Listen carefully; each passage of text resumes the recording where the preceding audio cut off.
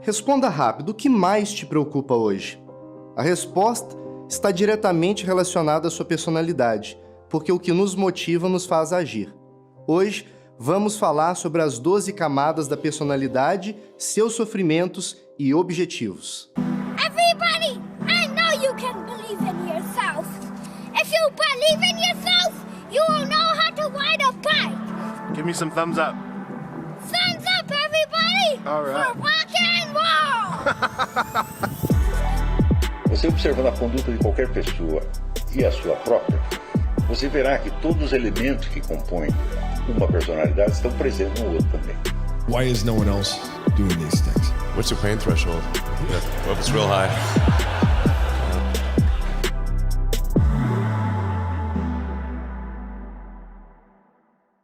Sejam bem-vindos ao Insight BP.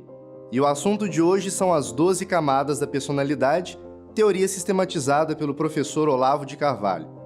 Fenômenos psicológicos descritos por Piaget, Freud, Jung, Lacan, Zonde, Frankl, dentre outros, também são abordados na teoria das 12 camadas. De acordo com o professor, essa teoria é uma análise das fases da vida, infância, adolescência, as várias etapas da vida adulta e, finalmente, o fim. Cabe ressaltar que ninguém abandona completamente a influência de uma camada específica. Elas funcionam como se fossem camadas de uma cebola, que vão se sobrepondo e coexistindo. O que muda é qual delas exerce a principal influência em nossas vidas. Conhecer cada uma delas nos ajuda a enfrentar os desafios que nos impedem de amadurecer. Curta esse vídeo, porque isso nos ajuda a alcançar mais pessoas. Ative o sininho para não perder nenhuma novidade e inscreva-se no canal. Sempre teremos bons conteúdos por aqui. O que é personalidade? A teoria nos diz que sua personalidade é o que você tem de próprio. É aquilo que você chama de seu de maneira única e forte. Quanto menos personalidade, mais você se confunde com a massa, com uma pessoa genérica. Quanto mais personalidade, mais você é inconfundível, único, singular. Primeira camada da personalidade. Nesta camada, quem predomina é o corpo. A constituição física nos leva a ter aptidões diferentes. Não nos lembramos, mas na primeira camada dominamos o corpo buscando a unidade, ou seja, controlar braços, pernas, caminhar, dormir, acordar. Por isso, o sofrimento próprio dessa camada envolve o corpo, dores físicas, como a fome, sono, as deficiências e doenças. O principal objetivo nessa camada é dominar a própria constituição física. Segunda camada da personalidade. Parte do que motiva as pessoas é explicado quando se entende a vida de seus antepassados, em seus sucessos e fracassos. As pessoas apresentam inclinação a repetir o que seus pais e avós fizeram. Você consegue imaginar uma linha costurando as gerações? A ponta que começou com seus parentes está agora com você. Outra coisa, já aconteceu de você se perceber agindo de uma forma e nem saber o porquê? Além de notar que seus antepassados também fizeram o mesmo, já dizia o cantor, minha dor é perceber que apesar de termos feito tudo o que fizemos, ainda somos os mesmos e vivemos, ainda somos os mesmos e vivemos como os nossos pais.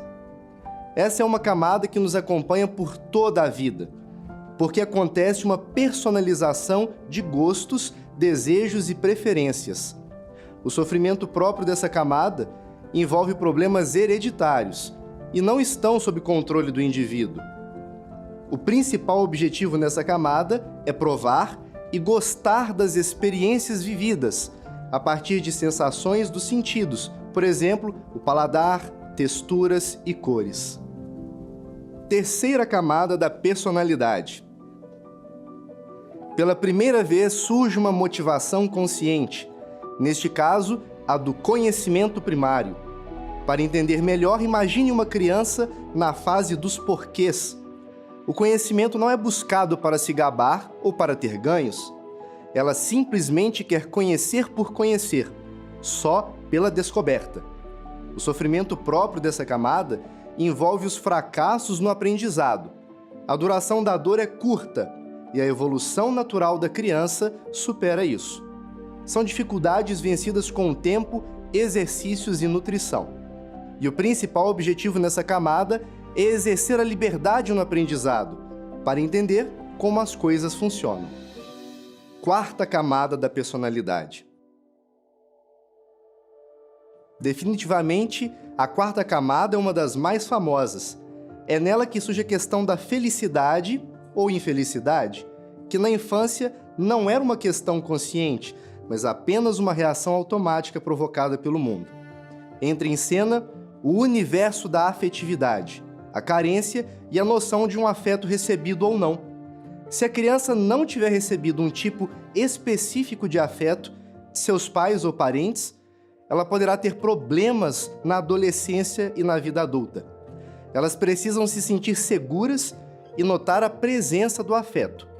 Adultos que não superam a quarta camada tendem a ser vitimistas, levar questões objetivas para o lado pessoal e sentimental, veem-se de forma especial e com direito a praticamente tudo, além de se sentirem ofendidos e injustiçados com facilidade. O sofrimento próprio dessa camada envolve a percepção da infelicidade e o sentimento de rejeição. Pessoas aqui querem sentir que os outros gostam dela para que consiga agir. O principal objetivo nessa camada é encontrar a aceitação e segurança emocional. Quinta camada da personalidade. Nessa camada, as pessoas buscam ter orgulho de si mesmas ao se notarem como autoras da própria vida. Elas veem o mundo como uma realidade objetiva e concreta, não com sentimentos. Agora, a intenção é validar a força, encontrar obstáculos e enfrentá-los. Pode ser discussão verbal, disputa física ou implicância. Como o objetivo principal não é mais se sentir amado e sim ter respeito por si mesmo, é normal distanciar-se um pouco dos pais nesta etapa, ser briguento e arrogante. Um exemplo é o típico jovem que quer vencer, pensar que é forte e que consegue. O sofrimento próprio dessa camada envolve o sentimento de ser um perdedor. A falta de capacidade pessoal gera autodecepção. Não é o que os outros pensam, mas o que cada um pensa de si mesmo. E o principal objetivo nessa camada é vencer disputas e ganhar autoconfiança. Sexta camada da personalidade. Na sexta camada, busca-se uma vitória que alcance um bem objetivo. A pessoa usa sua capacidade para trabalhar e ganhar dinheiro. Aqui o que importa é o lucro, o dinheiro no bolso. A motivação é pagar as contas e sustentar a família, não receber elogios ou simplesmente vencer disputas. O foco não está em como nos sentimos, mas no resultado material das nossas ações.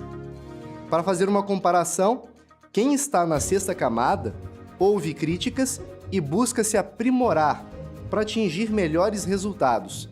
Quem está na quarta camada se sente magoado. O sofrimento próprio dessa camada envolve prejuízos objetivos, materiais. Por exemplo, falta de dinheiro para pagar as contas. O principal objetivo nessa camada é ter resultados práticos positivos, lucro, sustentabilidade.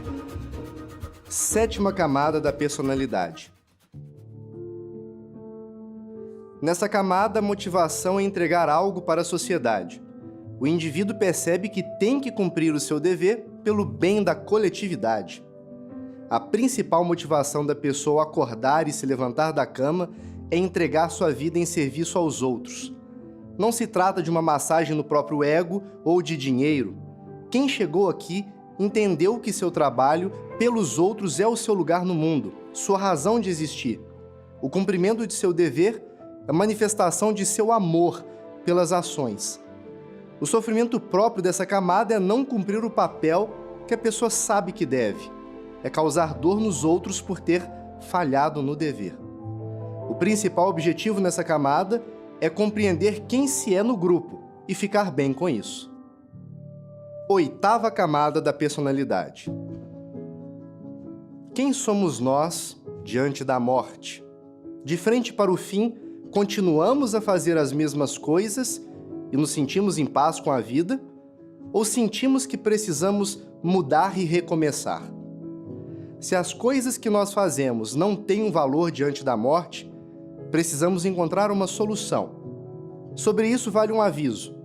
Largar tudo e mudar é a atitude de quarta camada.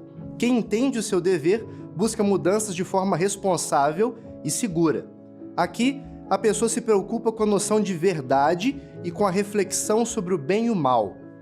O sofrimento próprio dessa camada é o sofrimento consigo mesmo, o peso de julgar a vida inteira culpando unicamente a si mesmo. E o principal objetivo nessa camada é encontrar o sentido da vida diante da morte. Nona camada da personalidade. Chegamos à camada da vida intelectual. Saiba que até os analfabetos podem chegar na camada da vida intelectual. E podemos ter os maiores mestres e doutores longe daqui. Seu interesse será buscar a verdade a qualquer custo, independentemente do que aconteça. É não ter paz até encontrar a resposta buscada. Isso é considerado como mais importante, mais do que receber elogios, dinheiro ou prestar serviços. O sofrimento próprio dessa camada é a ausência de uma solução a um problema intelectual. E o principal objetivo é alcançar a criação intelectual, inserir sua forma de ver o mundo na sociedade. 10ª camada da personalidade. Tudo o que você faz na sua vida corresponde ao ideal de verdade? Aqui percebemos que podemos ser maus e não caminhar na verdade, que podemos ser imorais. Nos vemos como representantes da espécie humana, dotados de autoconsciência e responsabilidade pelos outros. Morrer pelo que acreditamos não é um absurdo na 10ª camada. O sofrimento próprio nela é a percepção de que se foi imoral. Isso é um verdadeiro rasgo na própria biografia. E o principal objetivo nessa camada é obter os meios para exercer suas ideias na sociedade.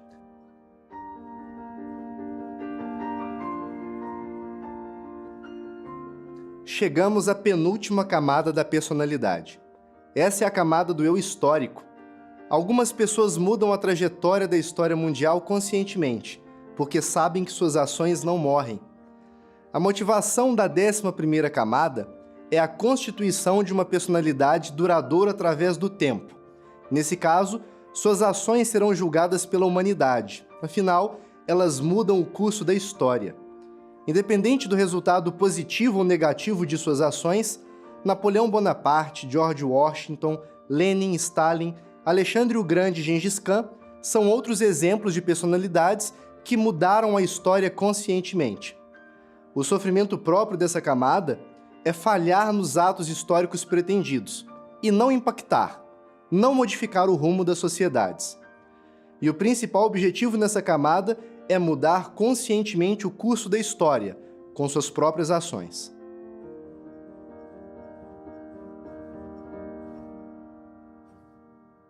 Finalmente chegamos à última camada da personalidade. Essa é a camada do sujeito transcendental. Quem chegar nesta camada vai priorizar quem ele é diante de Deus. A maior parte das pessoas tem religião e vive uma espiritualidade, ritos, frequenta cultos.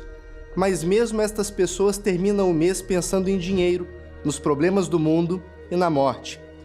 Em qualquer camada é possível gostar de Deus, mas nas camadas inferiores a motivação principal, por excelência, não é Deus em si mesmo. Na 12ª camada, você sente o tremor de ter de responder a um ser infinito, enigmático, complexo e inevitável. É aqui que há um encontro com o sentido da vida por excelência. Os exemplos tradicionais dos que alcançaram essa camada são os de Moisés, Maomé, Gandhi, Siddhartha Gautama e os santos católicos. O sofrimento próprio dessa camada é decepcionar a Deus, e o objetivo é alcançar a redenção. E assim, fechamos o ciclo da vida humana. As camadas explicam a vida daquele que possui um corpo, se manifesta, aprende, supera sua necessidade afetiva, confronta o mundo em busca da vitória, conquista habilidades úteis, descobre um dever social, vê-se diante da morte, busca a verdade, busca a vida moral, constitui um eu histórico e alcança a transcendência diante de Deus. Se esse vídeo gerou valor para você, nos ajude a divulgar. Curta, ative o sininho, inscreva-se no canal e comente abaixo em qual camada você está. Até a próxima!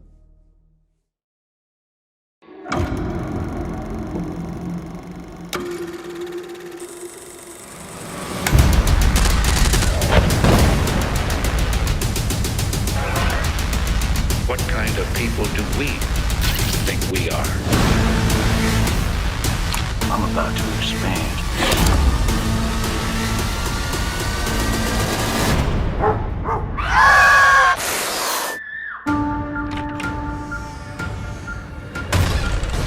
All my life needed was a sense of someplace to go.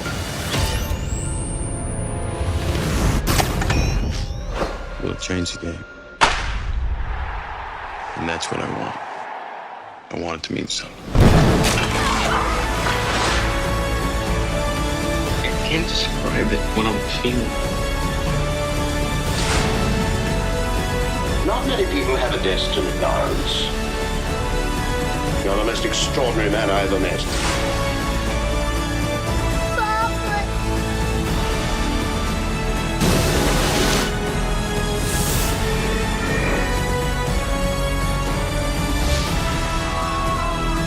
Nervous? That I have no doubt. Good luck. Cool.